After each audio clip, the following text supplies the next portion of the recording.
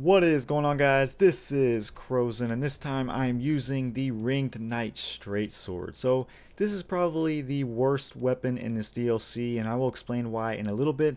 But first, quality builds, meaning 40-40, will do the best damage with this thing. After that, it really doesn't make sense going higher than 40 because you won't really receive too much extra attack power. So it's better to use HP or endurance at that point.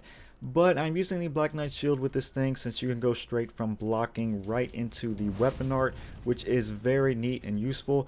This is the rest of my armor that I'm using, and these are my rings right here. So if you take a look at this weapon again, it also does 20 fire damage, which that's hardly anything at all, so it won't even really make any difference. But it has 417 attack power one-handed, and when you two-hand this thing, it goes up to 435.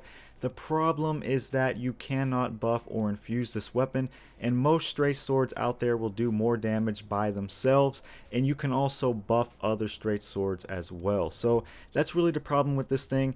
Now, taking a look at the weapon art, you can do L2 into R1. Now just pressing R1 once will actually do 2 flame swings, so you don't want to continuously spam R1, but you only want to use it 3 times for the combo. So you do L2, this is the first R1, this is the second one, and then this is the final R1 right there. Now you can also do a combo with the R2 attack, so you can do L2 into R2 and then another R2 after that. Now the first initial R2 is the one that I like to use the most because this one has great range by itself, and you can always hit people with that one when they are a little further away.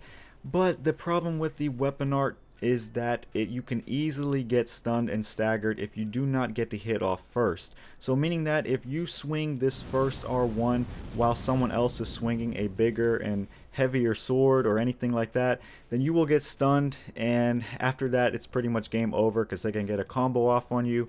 So you really got to time that correctly and use it at the best time possible. But take a look at this.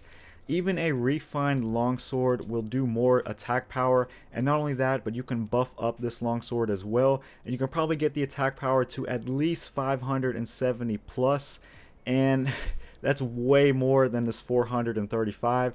And not only that, but stance weapon art is probably just as good as this ember weapon art. Even the refined Lothric sword is the same case. It does more attack power, it probably has more range on the regular attacks as well, and it also weighs less, and you can also buff this thing up too.